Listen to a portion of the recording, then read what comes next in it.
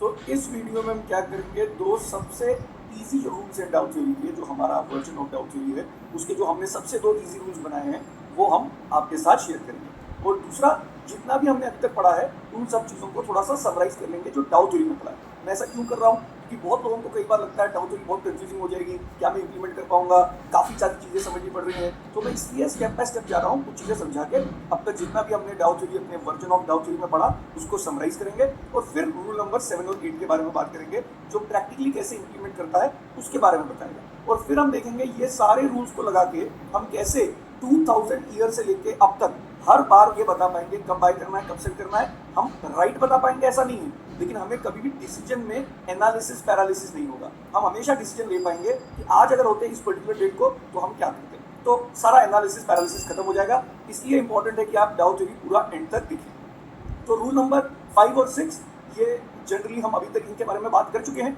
But अधिकतर मैं लोगों को देखता हूँ कि जो उनको कंफ्यूजन होता है, जो मिस्टेक करते हैं लोग कोर्स के बाद, वो इन्हीं दो वजह से करते हैं। इसलिए मैंने इनका रूल बना दिया है। और वो रूल क्या है, लोग क्या करते हैं डाउ थ्योरी कहीं पर भी इंप्लीमेंट करते हैं। जैसे हमारे जो कोर्स पार्टिसिपेंट्स हैं उनको कभी मैं पार्टी में मिलता हूँ, उनको कोई पूछता है फिर बताओ आज क्या करना चाहिए, तो अगर कोई मुझे भी पूछे तो वो बोलते हैं नहीं नहीं वरुण मैं बताऊंगा। और जब वो आंसर देते हैं तो मैं ये एक कॉमन मिस्टेक सभी में देख सकता हूँ। जैसे किसी ने पूछा कि बताओ फिर आज क्या करना चाहिए, तो वो क्या करते हैं पूरा कोर्स जो उन्होंने सीखा है सब कुछ बताना स्टार्ट कर देते हैं विदाउट आस्किंग फॉर व्हाट। क्योंकि अगर कोई एसआईपी करना चाहता है उसमें अगर आप डाउ थ्योरी लेके आ रहे हैं तो आप क्या कर रहे हैं, एनालिसिस पैरालिसिस में जा रहे हैं। सिंपल सी चीज थी, एसआईपी करनी चाहिए कि नहीं इंपॉर्टेंट गोल्स के लिए, तो वो तो हम कई बार बोल देते हैं start today check nothing keep monitoring. ये डिसीजन मेकिंग एनालिसिस में हम डिटेल में सीखेंगे।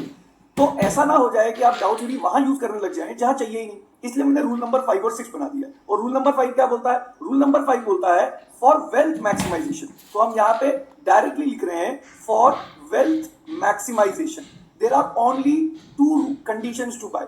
वेल्थ मैक्सिमाइजेशन के लिए सिर्फ 2 ही कंडीशंस है बाय करने की। मैंने ऐसा क्यों लिखा, मैंने ऐसा नहीं बोला बाय करने के लिए 2 कंडीशंस हैं, जो हमको पता है, जो अभी हमने इतने टाइम से बात की है वो 2 कंडीशन क्या है। लेकिन मैं ऐसा भी बोल सकता था there are 2 conditions to buy. इससे क्या होता है, जब भी कोई आपको पूछता है बाय करना है क्या, आप डाउ थ्योरी इंप्लीमेंट कर देते हैं। इसलिए मैंने रूल नंबर 5 में लिख दिया है for wealth maximization there are only 2 conditions to buy. तो इधर आप लिख सकते हैं there are only 2 conditions, only 2 conditions. ये 2 कंडीशंस मैंने ऐसे क्यों लिखा है एकदम सिर्फ 2।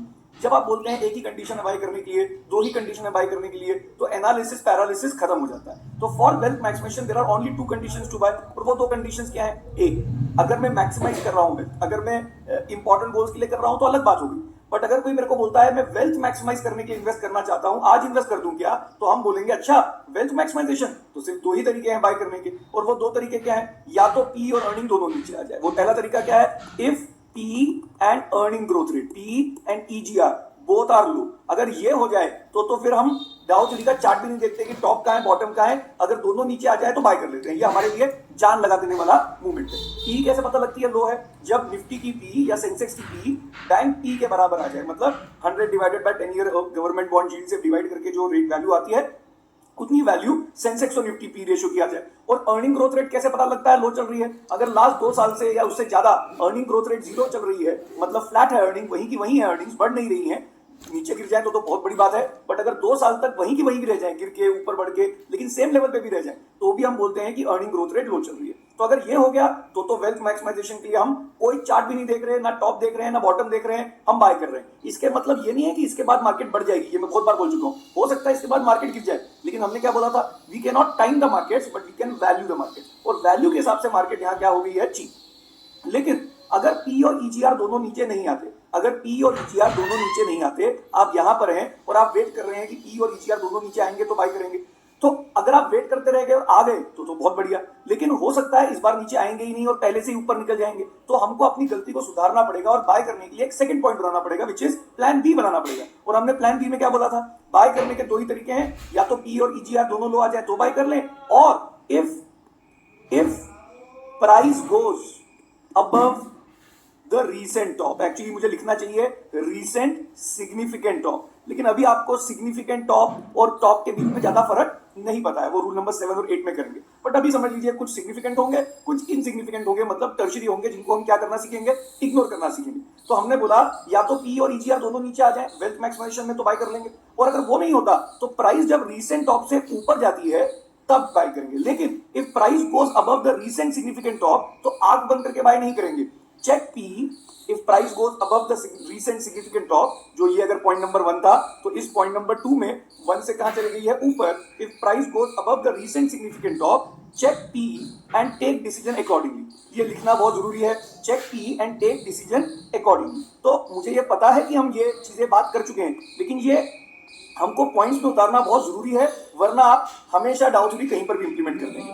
अच्छा, अब अगर प्राइस रिसेंट टॉप से ऊपर जाता है और जब ऊपर जाता है तो हमने पी चेक करी, तो पी क्या क्या हो सकती है, या तो पी लो रेंज में हो सकती है, या पी मिड रेंज में हो सकती है, या उस दिन जब प्राइस रिसेंट टॉप से ऊपर गया तो हाई रेंज में हो सकती है। अब हमने ये डिसाइड किया था कि हाई रेंज लो रेंज कैसे बनाएंगे। जैसे अगर आज बैंक में 100 डिवाइडेड बाय से 7 चल रहा है, अगर बैंक का रेट 7% चल रहा है, तो हमने क्या किया, 100 डिवाइडेड बाय 7, तो ये कितना हो गया, करीब करीब 14 पॉइंट समथिंग। तो इजी करने के लिए मान लेते हैं 15 का वैल्यू आ गई, तो इधर आ गया 15। मतलब 15 अगर आ जाए तो इसको हम बहुत लो मानते हैं। तो मैंने क्या किया था, लो रेंज बनाई थी, उसके लिए क्या किया था, 15 अगर वैल्यू आई है जिसको हम लो मान रहे हैं बहुत, तो +5 करके क्या हो गया 20। तो लेस देन 20 हो तो मैं क्या बोलूंगा, ये लो रेंज चल रही है। 15 हो तो लो चल ही रही है, 14 हो तो बहुत लो चल रही है, 13 हो तो बहुत लो चल रही है, तो पता ही है। बट 18, 19 भी, 19.99 भी चल रही हो तो भी हम बोल रहे हैं पी रेशियो कौन सी रेंज में चल रही है, लो रेंज में चल रही है। अच्छा, आप मुझे बताइए, if price goes above the recent top, जैसे ये 1 से ऊपर गया, तो हमको क्या करना है, we have to basically buy, और हमने देखा पी रेशियो कितनी चल रही है, लेस देन 20, तो कितना करना चाहिए, buy 100% of wealth maximization portfolio. Wealth maximization में जितना भी आपके पास पैसा पड़ा है, इसका मतलब जितना भी पैसा बाहर पड़ा है वो नहीं, चाहे वो स्टॉक मार्केट में हो चाहे वो स्टॉक मार्केट से बाहर हो, टोटल आपने जो वेल्थ मैक्सिमाइजेशन के लिए पैसा एलोकेट किया है, apart from your emergency fund, apart from से जो इंपॉर्टेंट गोल की एसआईपी कर रहे हैं, जो अपार्ट फ्रॉम जो आपको 5 साल के अंदर चाहिए, जो भी पैसा हमने वेल्थ मैक्सिमाइजेशन के लिए एलोकेट किया है, उसका 100% हमको इन्वेस्ट करना है। तो हो सकता है कि 50% हमने पहले इन्वेस्ट कर दिया है तो अगला 50 डाल देंगे, हो सकता है 70% पहले से इन्वेस्टेड थे तो जो 30 बचा है उसको इन्वेस्ट कर देंगे, हो सकता है 30% मार्केट में थे और 70% बाहर था तो 70% जो बचा है उसको भी डाल देंगे। क्यों? क्योंकि प्राइस रिसेंट टॉप से ऊपर चले गया है और अब हमको समझ पड़ रहा है बाय तो शायद नीचे ही कर लेना चाहिए था, लेकिन तब हम कर नहीं पाए। क्यों? या तो तब हिम्मत नहीं हुई, क्योंकि पी और ईजीआर अगर नीचे भी हो तभी भी हिम्मत हो जाए वो जरूरी नहीं है, या हो सकता है पी और अर्निंग नीचे नहीं आई और हम वेट ही करते रह गए बेस्ट मूवमेंट का, और बेस्ट मूवमेंट कभी आया ही नहीं भी आया तो भी हमको अब पॉइंट नंबर 2 पे क्या करना चाहिए, बाय करना चाहिए। उसी तरीके से अगर पी रेशियो उस दिन जब प्राइस पॉइंट नंबर 2 पे 1 से ऊपर चले जाता है तो पी रेशियो मिड रेंज में चल रही है। मिड कैसे बनाएंगे, लेस देन 20 को क्या बोल दिया, लो रेंज। 20 से ऐड कर दिया 5 तो कितना हो गया, 20 से लेके 25, ये कौन सा हो गया, मिड रेंज। अगर ऐसा हुआ जब प्राइस 2 से ऊपर गई और पी रेशियो चल रही है 23, तो आप बोलेंगे प्राइस रिसेंट टॉप से ऊपर चले गया है और डाउ बोल रहा है ट्रेंड चेंज हो गया है, अब ट्रेंड आ गया है, लेकिन पी 23 चल रही है, मिड रेंज में चल रही है, तो क्या करेंगे, buy 50% of the total wealth maximization portfolio. पहले वाले में भी टोटल वेल्थ मैक्सिमाइजेशन बोल रहे थे, अभी भी ऐसा ही बोल रहे हैं। यानी कि अगर मेरे पास 100 रुपए वेल्थ मैक्सिमाइजेशन के लिए थे और मैं पूरा ही मार्केट से बाहर था और प्राइस रिसेंट टॉप से ऊपर गई और उस दिन पी रेशियो 23 चल रही है, तो मैं बोलूंगा 100 में से 50 डाल देते हैं। अगर 100 में से 20 में पहले ही इन्वेस्टेड था, 80 मेरे पास बाहर पड़ा था, तो मैं 80 का 50% नहीं, 80 प्लस 20 मानूंगा, 100 था, 100 में से 50 डालना था, 20 तो पहले ही डाला हुआ था, 30% और डाल दूंगा। मतलब मैं वो चेंजेस करूंगा जिससे अब मेरा नया डेट और इक्विटी का जो बैलेंस है वो 50-50 हो जाए। अगर पहले से कुछ इन्वेस्टेड था तो उतना ही डालूंगा ताकि वो नया बैलेंस 50-50 हो। अच्छा, दूसरा एक और चीज हो सकती है, जब प्राइस रिसेंट टॉप से ऊपर जाए, मतलब पॉइंट नंबर 2 पे जब 1 से ऊपर गया, तब पी रेशियो हाई रेंज में हो। हाई रेंज का मतलब हमने क्या बनाया था, अबव 25, क्योंकि लेस देन 20 मिड कर दी।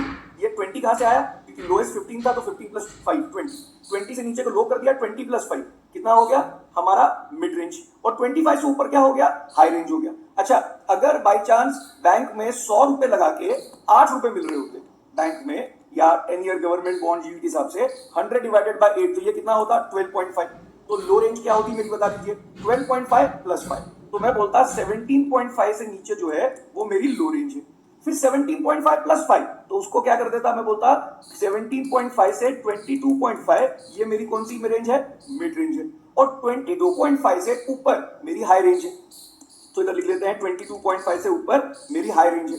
तो अभी इस केस में क्योंकि लोएस्ट पॉइंट 12.5 नहीं था, हमने लोएस्ट पॉइंट कितना लिया था, 15 लिया था, तो 15 प्लस 5 20, 20 प्लस 5 25, तो 25 से ऊपर जो है वो क्या है, मेरी हाई रेंज। और अगर पॉइंट नंबर 2 में प्राइस रिसेंट टॉप से ऊपर जाता है, यानी पॉइंट नंबर 1 से ऊपर जाता है, और तब पी रेशियो 26, 27, 28 चल रही है, तो मैं बोलूंगा अब बाय करने की जरूरत नहीं है। वेल्थ मैक्सिमाइजेशन का पैसा ये अब पड़े रहेगा, लेकिन हम एसआईपी करते रहेंगे, ये एक अलग बात है। एसआईपी हमारी जो चल रही है वो चलती रहेगी, वो अलग बात है। लेकिन वेल्थ मैक्सिमाइजेशन में आज मैं लमसम डाल दूं तो मेरे को लगता है रुक जाते हैं। उसको कैसे ट्रीट करना है वो डिटेल में भी समझेंगे, बट अभी के लिए समझिए डोंट बाय। हम बाय नहीं कर रहे और हम बोल रहे हैं आप बाय करने का फायदा नहीं है, आप वेट करो, या तो पी और अर्निंग नीचे आ जाए या प्राइस रीसेंट टॉप से ऊपर जाए और तब पी रेशियो मिड रेंज में चल रही हो या लो रेंज में चल रही हो। उसी तरीके से अच्छा ऐसा देख लीजिए, समझिए रीसेंट टॉप से ऊपर गई पॉइंट नंबर 2 पे, पॉइंट नंबर 1 से ऊपर पी चल रही है 27, तो हमने बाय नहीं किया, तो अब हम कब बाय करेंगे? या तो हम तब बाय करेंगे जब वापस मार्केट नीचे गिरेगी और इस पॉइंट नंबर 3 पे पी और ईजीआर दोनों लो हो गई, या एक तरीका है।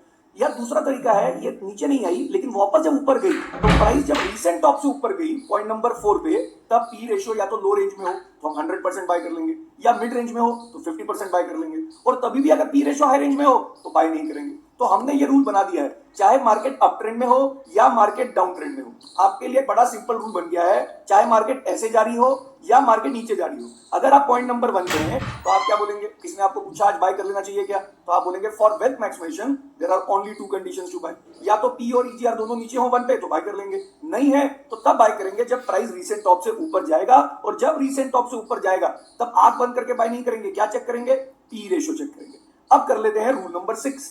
मैंने अभी आपको बता दिया कि बाय करने के सिर्फ 2 ही कंडीशन हैं, तो जब भी आपको कोई पूछेगा आपसे आज बाय कर लेना चाहिए क्या वेल्थ मैक्सिमाइजेशन के लिए, तो आपको कभी एनालिसिस पैरालिसिस हो ही नहीं सकता। मैंने 2 कंडीशंस ले लिखे, मैंने ये नहीं बोला कि if price goes above the recent top check UP election results, check what is when is the general election happening। मैंने ये नहीं बोला ऑयल का प्राइस कहाँ जाएगा, या मैंने ये नहीं बोला कि दुनिया में जियोपॉलिटिकल टेंशंस क्या चल रही हैं। हमने बोला ये देखना ही नहीं है। बाय करने के 2 ही तरीके हैं, अगर जियोपॉलिटिकल टेंशन चल रही होंगी तो प्राइस रीसेंट टॉप से ऊपर नहीं जाएगा, तो आपको ये सोचने की जरूरत ही नहीं। उसी तरीके से सेल करते हुए एनालिसिस पैरालिसिस खत्म करने के लिए हम वापस एक रूल डाल रहे हैं, और वापस लिख लीजिए for wealth maximization, for wealth maximization there is only one condition to sell, only one condition to sell, सिर्फ 1 ही। बाय करते हुए मैंने 2 कंडीशन डाली थी, बस सेल करते हुए बोल रहा हूं there is only one condition to sell। तो मुझे बताइए, अगर किसी ने आपको पूछा कि बताओ आज सेल कर देना चाहिए क्या, तो आप पहले पूछेंगे किसके लिए? वेल्थ मैक्सिमाइजेशन के लिए। वो बोलेगा हाँ, तो आप बोलेंगे कब सेल करेंगे? क्या हम वेल्थ मैक्सिमाइजेशन में तब सेल कर दें जब पी और ईजीआर हाई है? तो मैंने बोला नहीं। तो क्यों नहीं कर रहे? पी और ईजीआर हाई है तो सेल क्यों नहीं कर रहे? क्योंकि हमने बोला था हाई पे पी की क्या अपर लिमिट होती है हमको पता ही नहीं है। कभी कभी कोई सेक्टर की अर्निंग बहुत तेजी से ग्रो कर जाती है लंबे समय के लिए, और उसका सेंटिमेंट भी बहुत हाई रहता है, तो ऐसा ना हो जाए पी और ईजीआर देख के हम सेल करें और पी बढ़ते ही जाए अगले कुछ सालों के लिए, तो हम मार्केट की रैली में पार्टिसिपेट ही नहीं कर पाएंगे। नीचे वाला पी प्रेडिक्ट करना या ये कन्विंस होना कि ये लो है, सस्ता है, ये बोलना बहुत ईजी है, बट ऊपर वाली पी रेशियो में बोलना कि ये महंगा है और यहां से गिरने ही वाला है, ये बोलना बहुत मुश्किल है, क्योंकि क्राउड बिहेवियर कब तक पी को ऊपर ले जाएगा पता नहीं, गवर्नमेंट के रूल्स कब तक अर्निंग को बढ़ाते रहेंगे पता नहीं, कभी ना कभी तो रैशनलाइज हो जाएंगे, लेकिन कब तक। इसलिए हमने बोला कि पी और ईजीआर हाई हो तो सेल नहीं करना है। सेल करने का सिर्फ एक ही कंडीशन है, और वो कंडीशन क्या है? इफ प्राइस, तो इसमें लिख लेते हैं ए, और वो ए कंडीशन क्या है हमारी, नई लाइन पे लिख लेता हूं। ए कंडीशन क्या है? If price goes below the recent bottom, if price goes below the recent bottom के बजाय क्या बोलना चाहिए? Significant bottom. कोई भी बॉटम नहीं, छोटे मोटे बॉटम को तो हम क्या करना सीखेंगे? इग्नोर करना सीखेंगे, वो आगे देखेंगे। But if price goes below the recent bottom, ये रीसेंट बॉटम है इस केस में, छोटे छोटे बॉटम नहीं लिए मैंने, क्लियर टॉप एंड बॉटम लिए। ये रीसेंट बॉटम के नीचे अगर चले जाती है तो मानना पड़ेगा कि ट्रेंड क्या हो गया है? रिवर्स। और क्योंकि ट्रेंड रिवर्स हो गया है तो हमको बोलना पड़ेगा यार सेल तो शायद यहीं पीक पे कर देना चाहिए था, लेकिन तब हमको समझ ही नहीं पड़ा था, पता थोड़ी ना लगता है कि यहीं पे रैली खत्म होने वाली है। हम तो खुश थे, मार्केट में पार्टिसिपेट कर रहे थे मार्केट की ग्रोथ में, लेकिन जैसे ही प्राइस रीसेंट बॉटम के नीचे गया तो हमको बोलना पड़ेगा गड़बड़ हो गई है, प्राइस रीसेंट बॉटम नीचे चले गया है, तभी भी आंख बंद करके सेल नहीं करेंगे। If price goes below the recent significant bottom, सिर्फ ये नहीं कि प्राइस गिर गया तो हम सेल कर देंगे, हम फंडामेंटल एनालिसिस यानी अर्निंग्स, पी रेशियो, इसको मिक्स कर रहे हैं, तो हम सिर्फ पी को मिक्स कर रहे हैं इस केस में। If price goes below the recent significant bottom, check P and take decision accordingly and take decision accordingly। अब जब मैं बोल रहा हूं accordingly take decision, इसका मतलब क्या है कि P कोई भी रेंज में हो सकती है। जब इस पॉइंट नंबर 2 पे प्राइस रिसेंट बॉटम के नीचे आया तो P क्या क्या हो सकती है? If P is less than 20, मतलब आज के डेट के हिसाब से अगर ये लोएस्ट हमारा 15 होता तो +5 20, तो लेस देन 20 तो हम बोलेंगे डोंट सेल। अब सेल करने का फायदा नहीं है क्योंकि मार्केट कहां चली गई है? नीचे चली गई है। लेकिन एक बहुत ध्यान से क्वेश्चन सुनिए। पॉइंट नंबर 2 पे या पॉइंट नंबर 3 पे जब प्राइस रीसेंट बॉटम के नीचे आया तो आपने बोला मुझे आज सेल कर देना चाहिए क्या? तो मैंने बोला चेक टी, तो हमने बोला अच्छा सॉरी हमने पहले बोला has price gone below the recent bottom, बोला हाँ रीसेंट बॉटम नीचे चले गया है, तो पी चेक करी लेस देन 20 है, तो अब हमने बोला अब डोंट सेल। अब फायदा नहीं है, गलती हो गई है, लेकिन अब बहुत लेट हो जाएगा क्योंकि 3 पे सेल करेंगे फिर एंटर कब करना है समझ नहीं पड़ेगा। लेकिन मैं हल्का सा कंफ्यूजिंग क्वेश्चन पूछ रहा हूं, पहले क्वेश्चन सुनिए, वीडियो को स्टॉप करिएगा, आंसर करिएगा और फिर वापस प्ले करिएगा। मुझे ये बताइए पॉइंट नंबर 2 पे मैंने ये तो बोल दिया डोंट सेल, बट जो आज बाय करना चाहता है उसने अगर आपको पॉइंट नंबर 3 पे पूछा, ये बहुत इंपॉर्टेंट क्वेश्चन है, ये आंसर करना आपके लिए। अगर पॉइंट नंबर 3 पे मैंने आपको ये पूछा कि बताओ आज बाय कर लेना चाहिए क्या, सेल कर लेना चाहिए, वो तो अभी रूल नंबर 6 में सीख रहे हैं, लेकिन मैंने अगर आपको बोला आज बाय कर लेना चाहिए क्या पॉइंट नंबर 3 पे, तो क्या करेंगे, कैसे सोचेंगे? तो मैं चाहता हूं वीडियो पॉज करिए और मुझे आंसर करिए, चाहे राइट दें गलत दें, आंसर जरूर दीजिए और फिर समझिए आगे मैंने क्या बोला। तो अब मैं क्या बोलूंगा पॉइंट नंबर 3 पे, आज बाय कर लेना चाहिए क्या, किसके लिए, फॉर व्हाट? अगर आपने बोला वेल्थ मैक्सिमाइजेशन तो मैं बोलूंगा अच्छा वेल्थ मैक्सिमाइजेशन तो बाय करने के तो सिर्फ दो ही तरीके होते हैं, या तो पॉइंट नंबर 3 पे पी और अर्निंग दोनों नीचे आ जाए, या तो पॉइंट नंबर 3 पे पी और अर्निंग दोनों नीचे आ जाए तो बाय कर लूंगा, नहीं आए तो मैं वेट ही करते रहूंगा कि दोनों नीचे आ जाए, और अगर वो नीचे नहीं आए तो मैं बाय तभी करूंगा जब प्राइस रीसेंट टॉप के कहां जाएगा, ऊपर। अगर वो रीसेंट टॉप के ऊपर गया ही नहीं है तो बाय करने की जरूरत नहीं है। तो मैंने एक इंपॉर्टेंट चीज बताई है, पॉइंट नंबर 3 पे मैं आपको बोलूंगा सेल मत करो, ये अलग बात है क्योंकि आप लेट हो गए हैं, लेकिन मैं आपको ये नहीं बोलूंगा